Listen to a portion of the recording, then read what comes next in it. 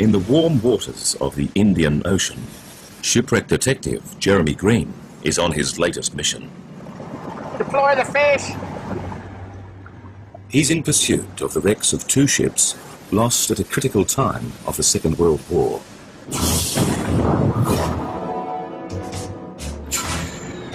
A time Churchill was to call the most dangerous moment.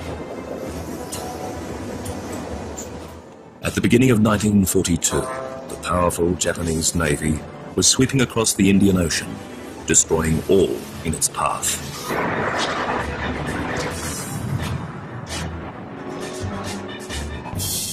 Their objective was the island of Ceylon, now known as Sri Lanka.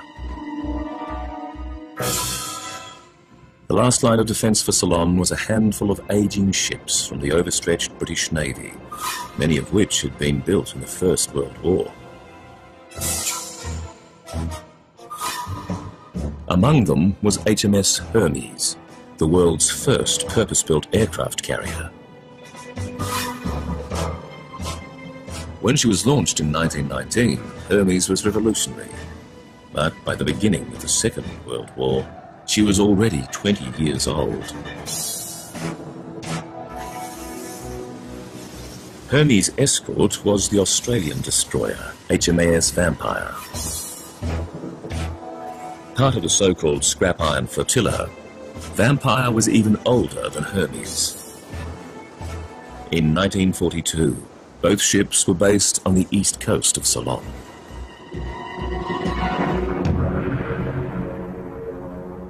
On the 9th of April, they were spotted by Japanese reconnaissance planes.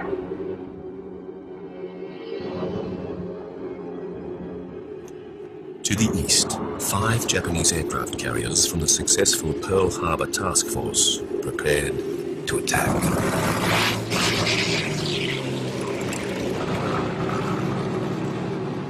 With their skills honed in the Pearl Harbor raid, the Japanese pilots were about to unleash what has been described as the most accurate bombing of the Second World War.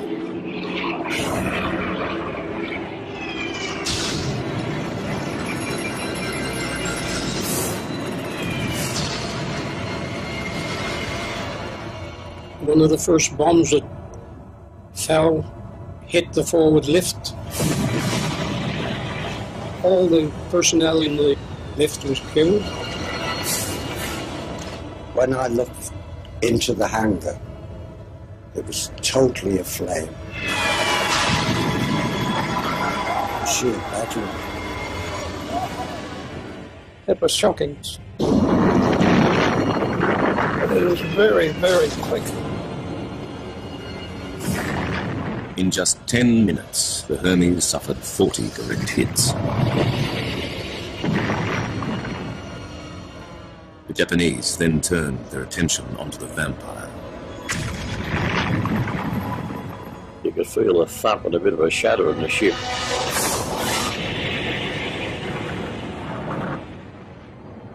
It broke in half. The bow started to come up and the stern, and the last thing we saw, of course, was the flag going down, the white ensign. In less than 30 minutes, the Hermes and Vampire lay shattered on the ocean floor. Along with them, over 300 lives.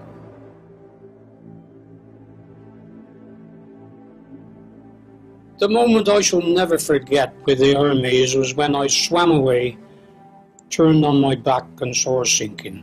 That will remain with me forever.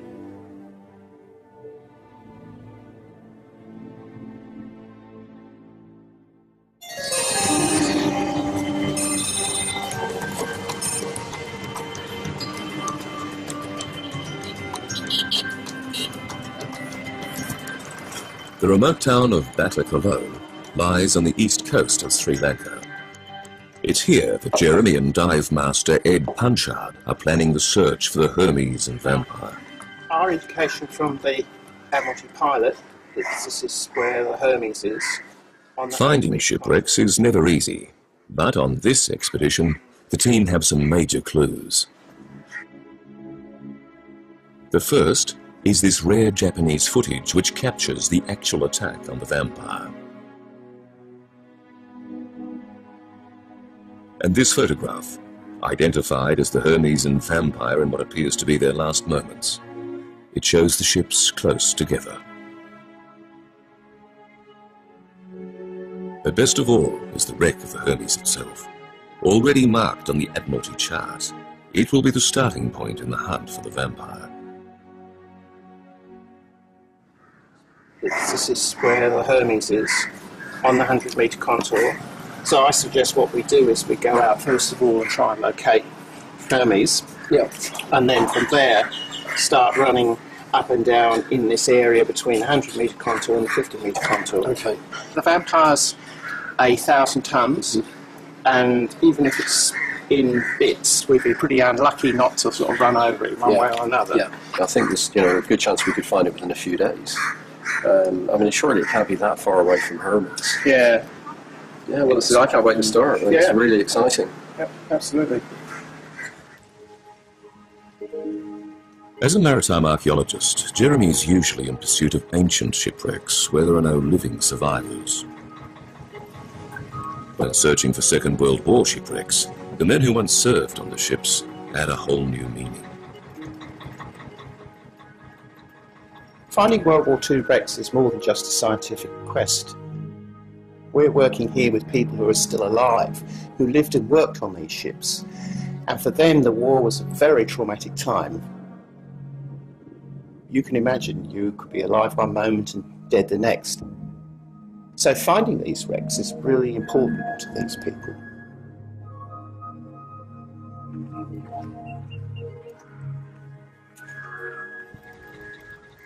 To commemorate the anniversary of the sinking, the expedition has been timed to coincide with the arrival of veterans from both the Hermes and Vampire.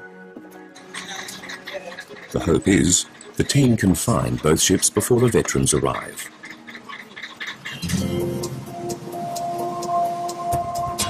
It shouldn't be a terribly complicated operation to find, given that they're quite large vessels. You've got a 1,000-ton Vampire and a 10,000-ton Hermes. Find the Hermes, Vampire's not going to be far away.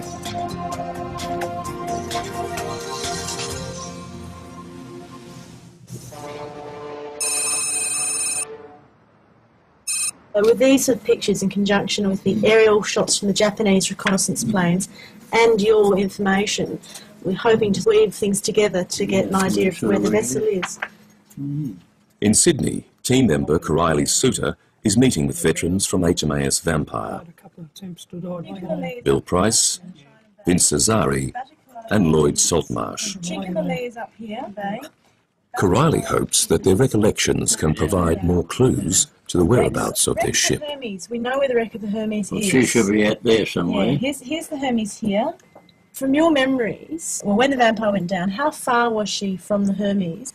How far away she would be, I would suppose about a nautical mile. Very close when they were sinking. We could see them running on the deck and everything and jumping off. How fast was it going? 27 knots Yeah, for a we're start. doing maximum speed. Maximum speed of 27 knots, and you were going for how many minutes? Because this might help us get distance as well. And it was only a matter of minutes. Yeah. When the first bomb actually hit us, took out the front boiler room. It was very quick after that. The explosion took place in the after end of the ship. It broke in half and sunk. They could have, the way if it's broken in two and moved, there may be some distance between two. So in fact, we may be looking for two targets. My final question is how would you feel if we managed to locate the Vampire? Very elated.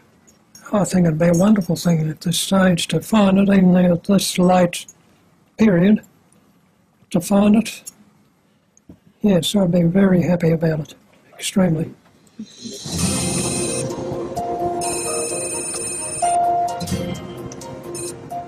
Off the east coast of Sri Lanka, Jeremy and Ed have reached the starting point of the search for the Vampire. The position on the chart where the Hermes is marked. Deploy the fish! The task now is to pinpoint the wreck site. To do this, they'll be using a magnetometer, a key piece of equipment in the detection of iron shipwrecks. 30 metres. Yeah. Go.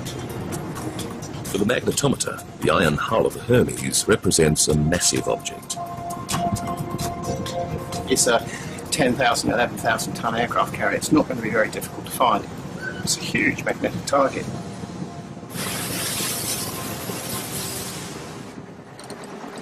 We're now just about to go over the Hermes. We're about 50 metres from the end of it.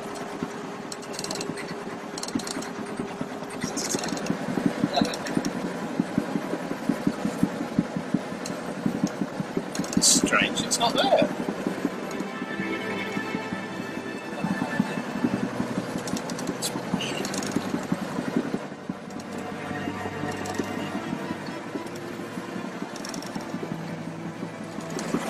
Go right past it, and there's absolutely no sign of it. Just going to be steep. Without locating the Hermes, the whole expedition has stalled before it can even begin.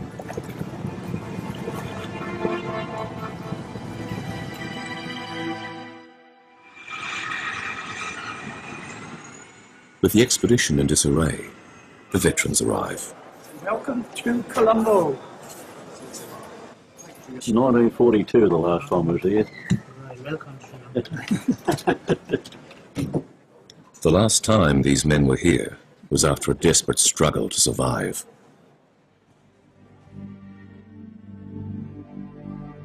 When we first hit the border, there was quite a lot of oil about, and even though we're in the tropics, you know, you don't think of being cold. But once the oil dispersed, we did start to get quite cold. A lot of these chaps were burnt, even skin hanging off them. Pretty sorry sights. And I remember one chap who just asked to let him go. Just wanted, he was burbling, we couldn't understand what his message was. He just let me go, let me die. And so he just had his hat cap put over his face and he just laid back in the raft, you know, blowing a few bubbles for a second or two. That was it. But at least he was out of pain.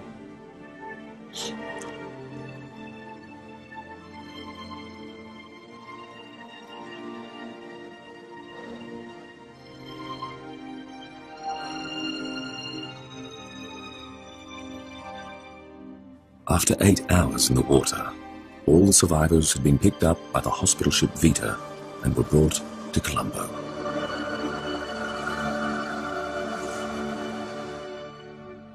We were just lucky to be alive. We hung on to each other and said a little prayer of thanks that we got away with it.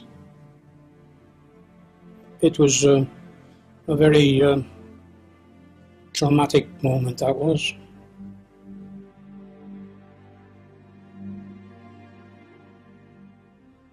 For the survivors, the slow road to recovery began. While the physical scars would heal, the mental scars would last forever.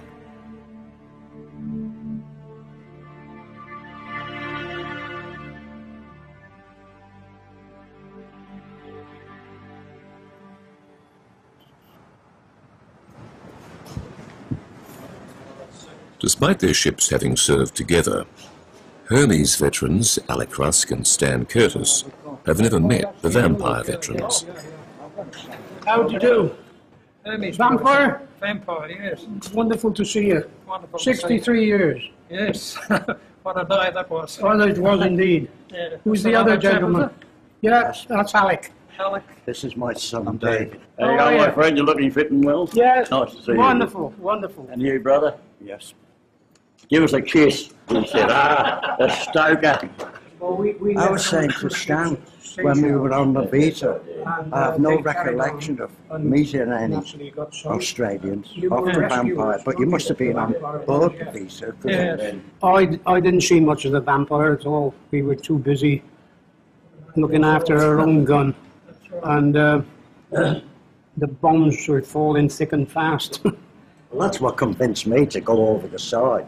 When I opened this door and the hangar is full of flames, and of course there's all kinds of ammunition, you know, depth charges and bombs, and that's when I said, time to get out. Seeing what they had to put up with 40 hits with dive bombers. It was horrific.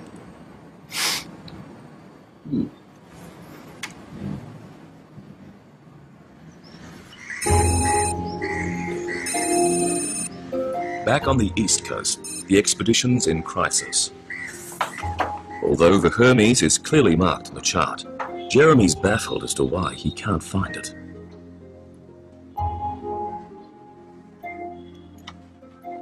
At this point it starts to get worrying. You kind of lie in bed at night wondering, did we not make our lanes close enough? Have we missed it? And then you think, no, that's not quite like that. But it is kind of, it's worrying and disappointing and frustrating all at the same time.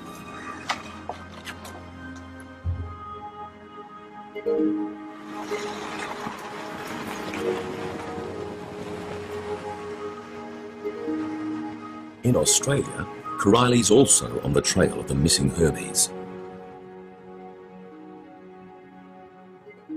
The country estate of Abercrombie in New South Wales is home to Rex Morgan. Hello, you must be Corylli. Welcome to Abercrombie House. It's very good to have you here. Rex Morgan's father, Charles, was the photographer on board the Hermes. Nice to have you with us. Well, come on in. There he is, the great man of the Hermes. As well as surviving the sinking, Charles Morgan actually photographed the event, taking what have been described as some of the greatest pictures of the Second World War.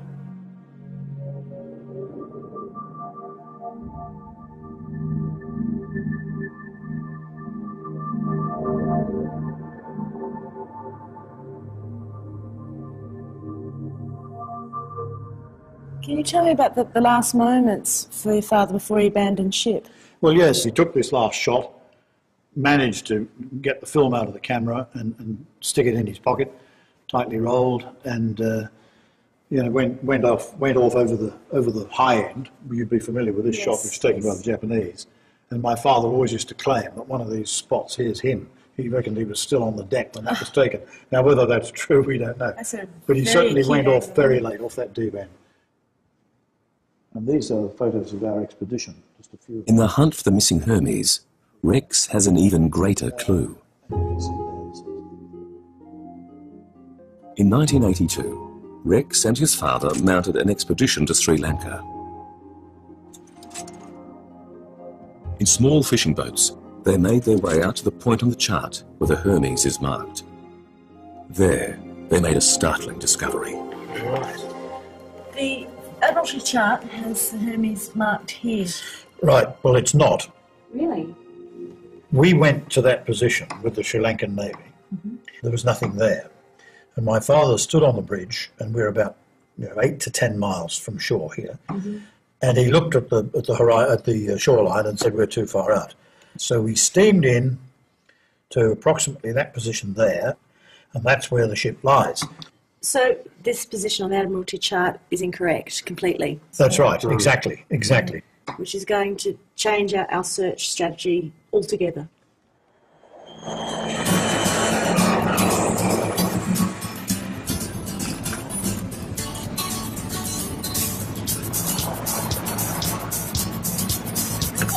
With all of these sorts of things, it's like a journey.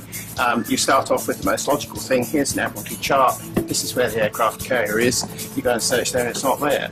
Luckily, Corylli's turned up with this new information which puts us back in a completely different box.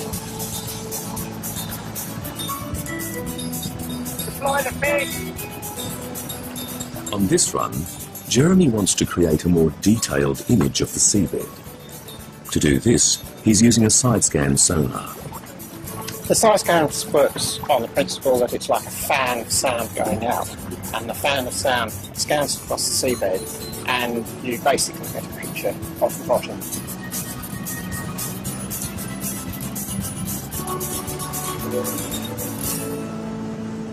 Just come and have a look at this. We've got something coming up on the side scan trace here. It looks to be quite big. See, it's rolling out from the top here.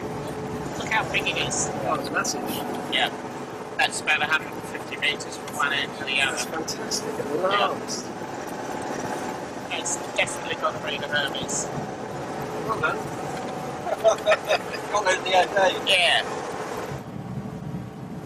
For the team, the task now is to fully survey and document the wreck site, using one of the latest tools in maritime archaeology. Underwater video is really important for our sort of work. On this expedition, we'll be using the latest in high-definition underwater cameras, and this will give us the first ever comprehensive record of these wrecks. But for the team, filming the Hermes wreck site is going to be a problem. How deep is it? It's about 51 metres. With the Hermes lying at a depth of over 50 metres, it's too deep for the team to dive safely. If they're to have any chance of filming the site, they'll need help.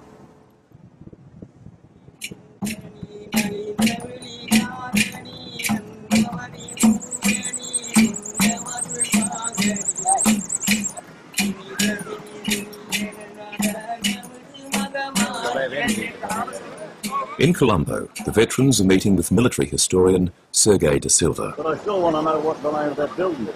The old Parliament. The old Parliament. That's the old Parliament. Yeah. Born in Sri Lanka but brought up in Australia, Sergei's one of only a few to have researched the secret history of what was to become known as the Battle of Ceylon. Just imagine a British airman's point of view, or a British soldier on the ground, a anti-aircraft gunner, for instance. You must be looking up, thinking to myself, oh my God, all these planes coming this way. Is this the prelude to an invasion, or is this an actual invasion force? You would have probably seen Japanese planes strafing areas, dropping bombs, and you can imagine the noise, the panic, the confusion. I mean, I'll try to look at it from a common person's point of view, just walking around here, for instance. And how would I feel if I was looking up there and seeing bombers coming right over me? Yeah, I'd be terrified. For the island, the Battle of Ceylon was to be the most critical point in the war. And for Churchill, this was what he would call the most dangerous moment.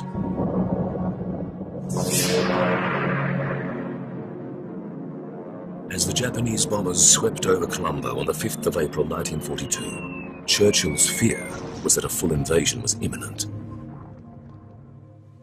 An invasion which could have had catastrophic results. If the Japanese did follow up with an amphibious landing on Ceylon, we would have seen a very dire situation developing, and that the British had no real means to resist the Japanese advance into the Indian Ocean. Ceylon was significant as a stepping stone into India, which was the jewel in the crown of the British Empire. The political significance of India to the British was huge, and if Ceylon was lost and India was imperiled as a result, the empire is on its knees. With the British Empire threatened, Churchill feared that if India fell or took the chance to declare independence, the entire region for the Allies would be under threat. The Allies had to protect the oil routes coming from Abadan in Iran and Iraq. You can imagine if they lost the oil supply routes there, it would endanger the entire war effort. And also the reinforcement route which is coming around the Cape from England and into the Red Sea. So no more reinforcements could be launched into North Africa. And if North Africa fell, for Churchill, there was an even more frightening scenario.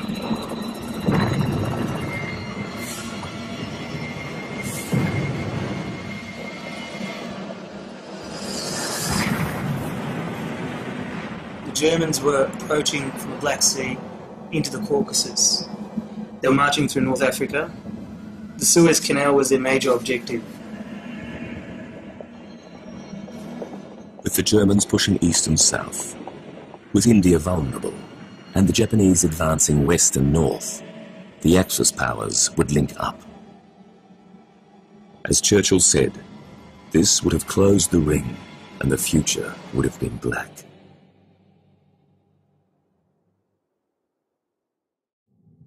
But while Churchill had this doomsday scenario in mind, there was one prediction he didn't make.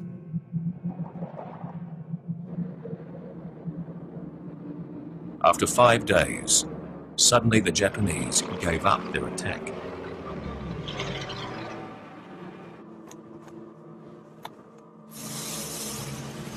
The Japanese didn't invade Ceylon. It's clear that they didn't have the necessary resources, nor were they willing to take the risks. The Japanese strategy, if you look at the examples of Pearl Harbor, Darwin, and the ports of Colombo and Trincomalee, they were designed as raids. They were designed to go and rapidly destroy, probe enemy defences and push them back, to keep them on the defensive. And Colombo and Trincomalee did exactly that. They had attained their objectives, and they were satisfied with that. The 9th of April was to be the last day of the Battle of Ceylon, and the sinking of the Hermes and Vampire, one of its last tragic acts.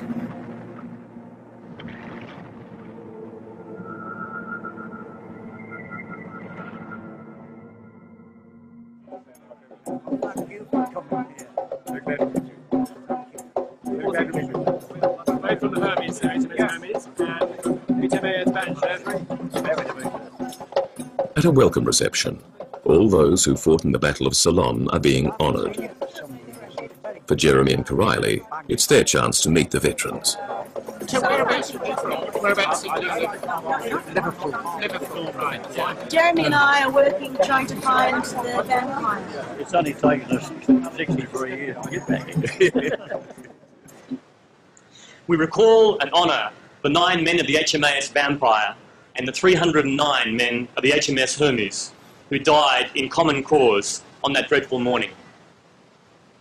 We also recall and honour all those who died during what became known as the Battle of Ceylon. We who have come after and know the freedom that was bought by your sacrifice and that of your comrades and countless others cannot imagine the horror of what you went through in those waters off Batticaloa. Bill, Vince, Stan and Alex, welcome and thank you.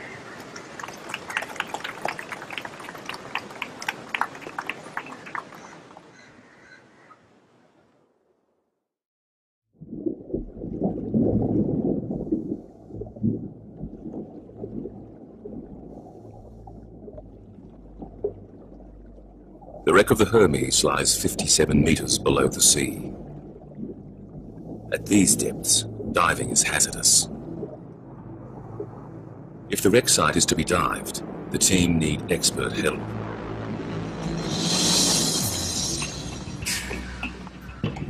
Arriving from Australia and Indonesia are Craig Challen and Fred Evans. Craig and Fred are technical divers. Technical divers are a new breed. They've turned scuba diving into an extreme sport.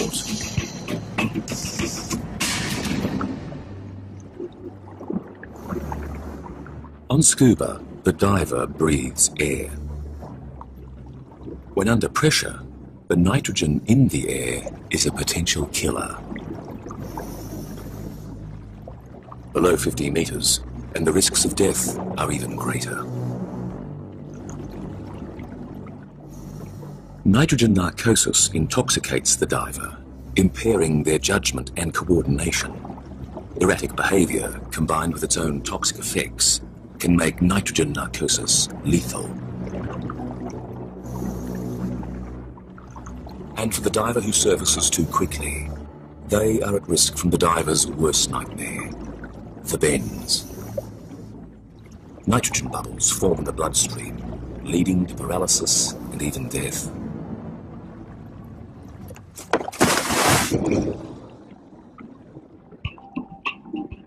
Technical diving was developed from military technology. It uses a carefully controlled mixture of 3 gases: oxygen, helium, and nitrogen. By reducing the amount of nitrogen they breathe, the technical diver can go deeper and stay down longer. At 57 metres, Craig and Fred will be able to spend up to an hour on the seabed on every dive. It will be their job to film the wreck site.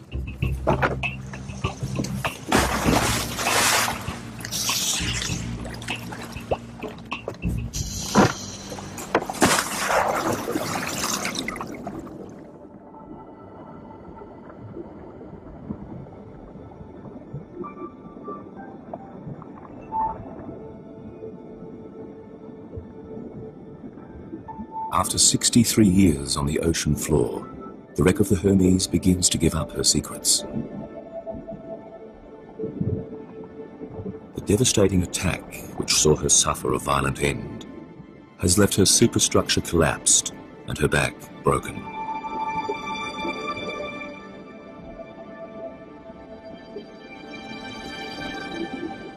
As the divers probe further, the importance of the filming becomes clear. Hermes is showing severe signs of corrosion. Corrosion that will soon destroy her.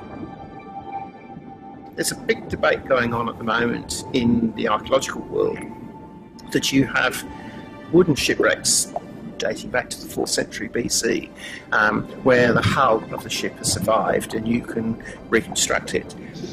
It really seriously looks like that the iron shipwrecks are not going to survive nearly as well. We may end up in a situation when we're going to have more wooden wrecks surviving than we're going to have iron wrecks.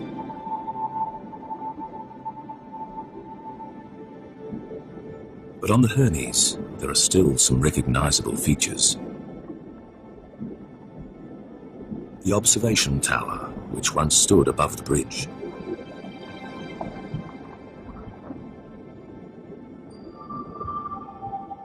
One of the 4-inch guns.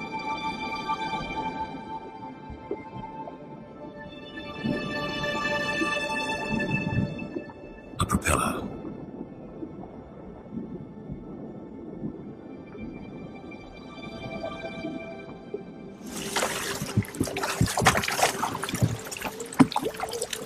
You can't help but think of the last moments before she sank and how scared everybody must have been and how horrible the circumstances were.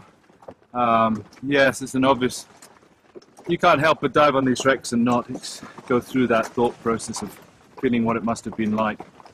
So, you always feel that.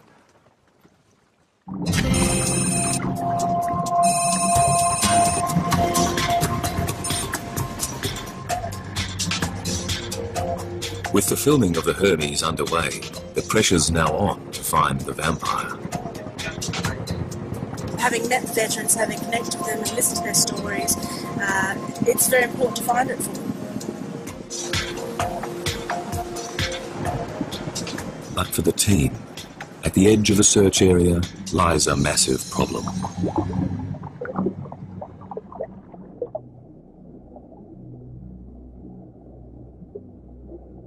The biggest concern is the deep water trench.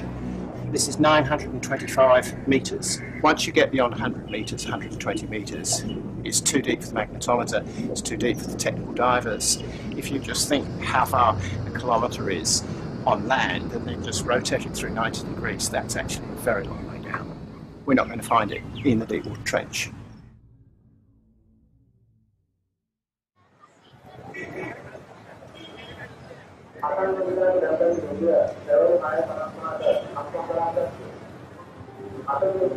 In 1942, after the veterans were rescued, the traumatised survivors boarded trains in Colombo and headed to the relative safety of the Central Highlands and the town of Kandy. It reminds me of peace and tranquility after our action. And a chance to have a wonderful bath. White sheets. Lovely.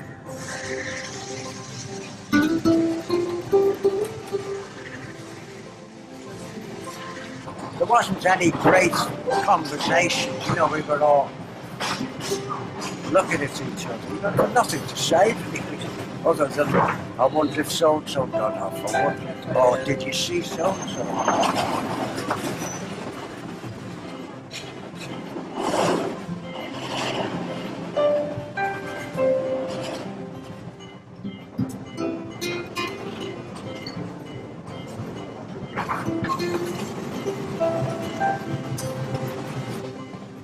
If our National Trust had scenery like this, they'd make a fortune. It's beautiful country.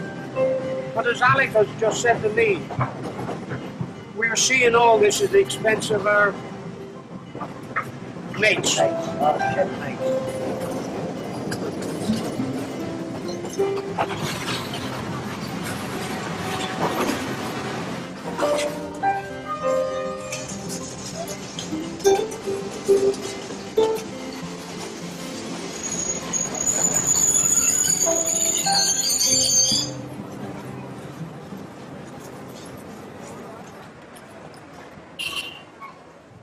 For the veterans, while Candy was a time to recover, for many, the hard part of surviving was remembering those who had died.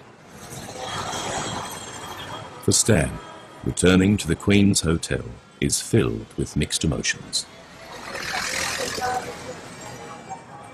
Long time ago, no see. Wonderful to be back again.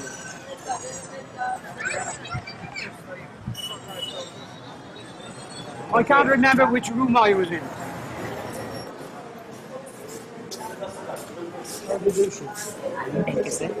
63 years ago, I was in this hotel. Is that right?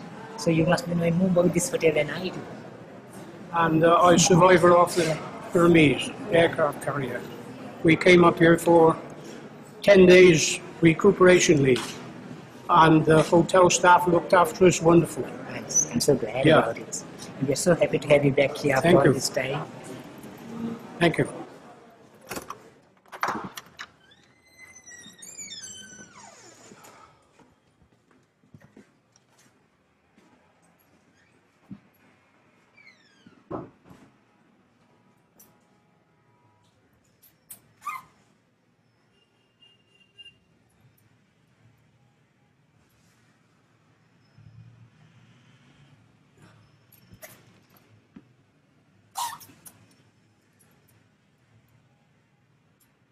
I don't want to stop too long.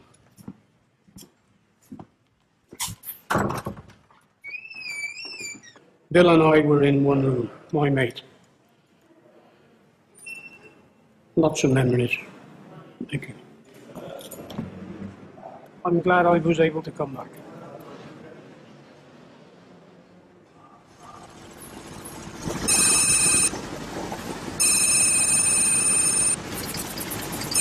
For Jeremy and the team, the search for the vampire is not proving to be as easy as they'd hoped. You shouldn't be too confident about these sorts of things. I know I felt at the beginning that this would be a relatively easy thing, and we'd find it within a few days. Clearly that wasn't to be.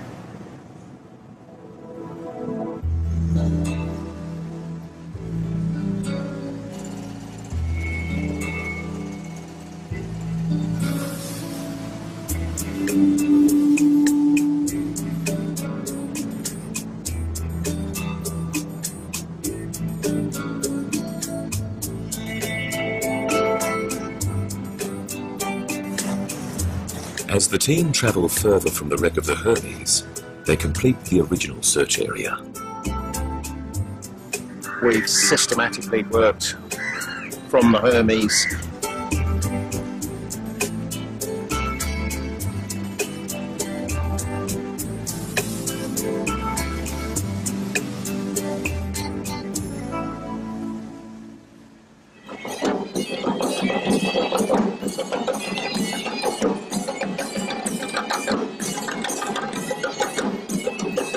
The visit to Candy is coming to an end.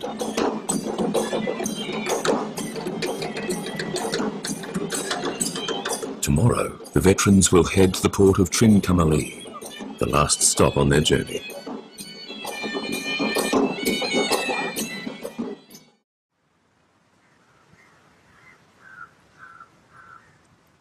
For the expedition, time is running out. In a last-ditch effort to find the vampire, Jeremy's come up with a radical new theory. In this last clip from the film of the vampire sinking, you can see an outline of mountains.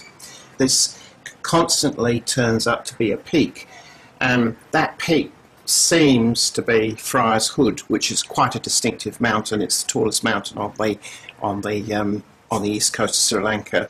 So if that is Friar's Hood, then if you draw a line from Friar's Hood, it goes straight through the middle of the picture to exactly where the vampire is, just like a finger pointing.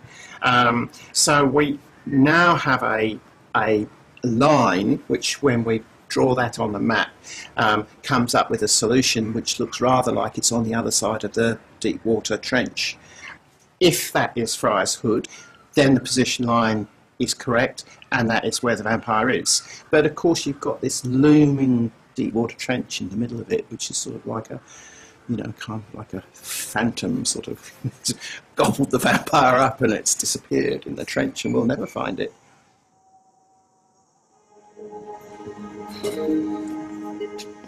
Long lad. The veteran's journey has come full circle. In the port of Trincomalee, they boarded their ships for the last time. Over 300 of their shipmates would never return.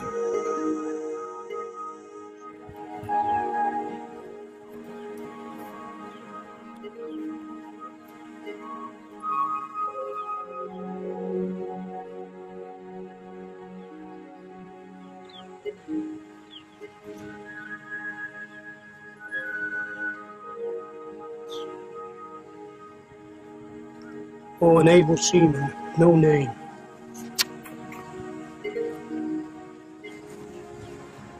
Thatcher, I knew him.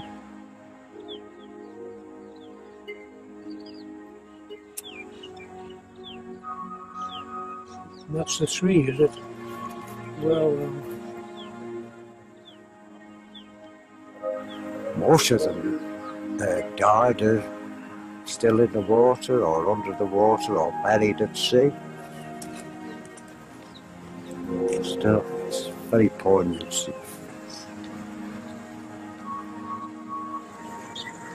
God rest her soul.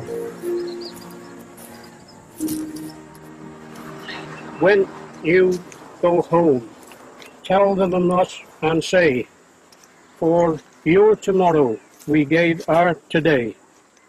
Thou shalt not grow old, as we who are left grow old. Age shall not weary them, nor the years condemn. And at the going down of the sun, and in the morning, we will remember them. We will remember them.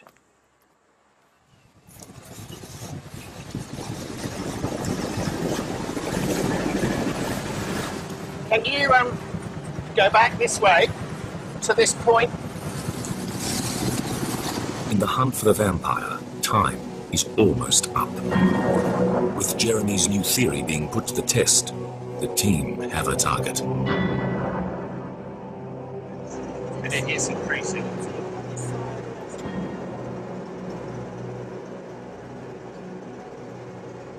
Okay, so it's smaller on this side. So we'll go down to that, turn right, and then come back down again. Come on one side of it and the signal's it's lesser. So we're going to go on the other side of it and see the signal is greater. So and we'll determine whether there's something there or not.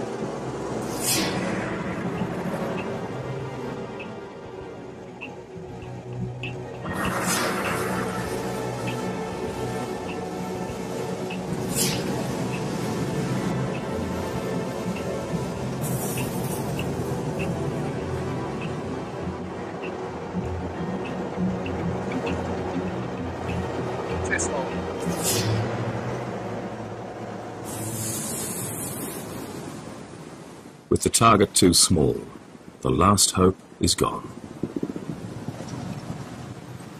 Although the team haven't found the vampire, they're convinced they know where she is. Unfortunately, the vampire really is lying at the bottom of the deep water trench, and certainly beyond our capability of ever finding it. While the vampire remains undiscovered, there's now enough evidence to piece together the ship's last moments. Travelling at full speed, the ship took a direct hit on her boiler room. Despite this, she continued to travel away from the Hermes, putting her right over the deep water trench. The last bomb broke her back, splitting her in two, and she sank nearly a kilometre to the ocean floor.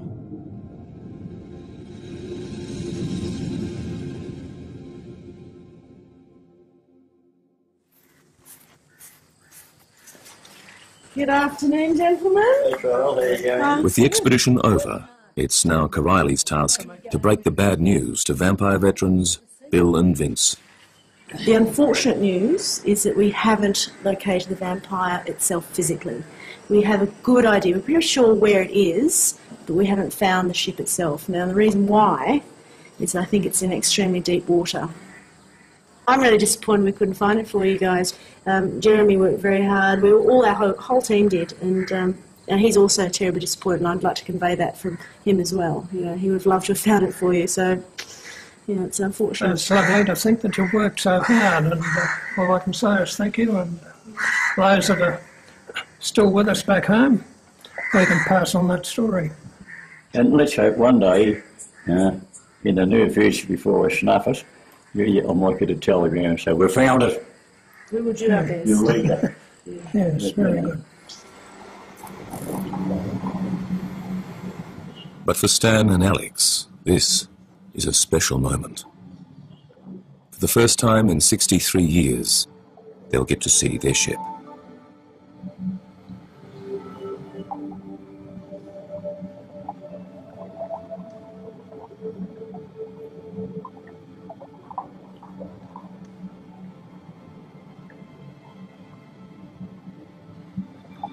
That was my home for 3.5 years.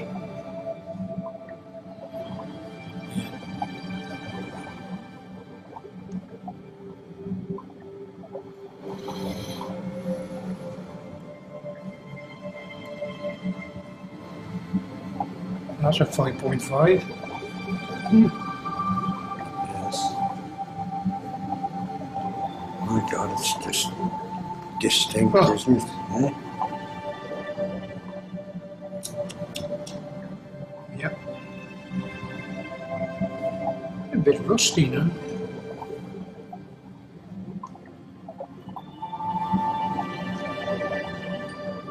I mean, those guns are actually pointing up to heaven, aren't they? They're pointing up to heaven.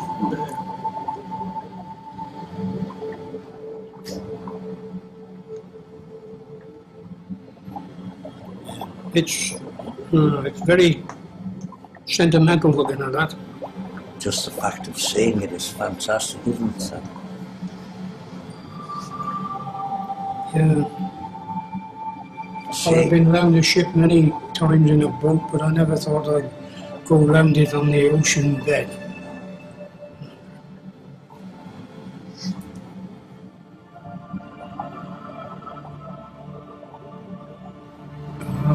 White ensign.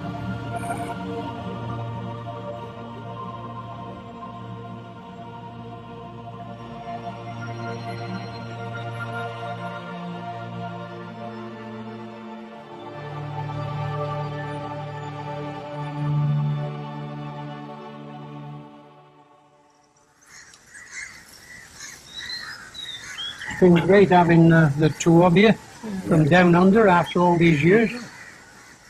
We had an affinity with each other. Your Navy, our Navy. And we well, as I said, we understand each other. Well, we each know what we're talking about, and the language we use is the same. We live so close together. That's another thing. well, you know, I think the bottom line is we were together on that day, in a manner of speaking, right, yeah. and we're together now, aren't we? Yeah.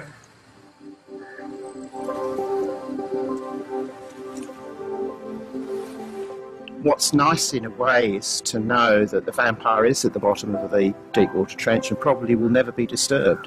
I mean, not for many many centuries, I suspect, because it is so deep. In a way too, that with the Hermes, that you're recording something that was a sort of important part of everyone's history in the Second World War. I mean, we wouldn't be here today if it wasn't for those people and what they did. Thank you very much. Thank you. Thank you very much.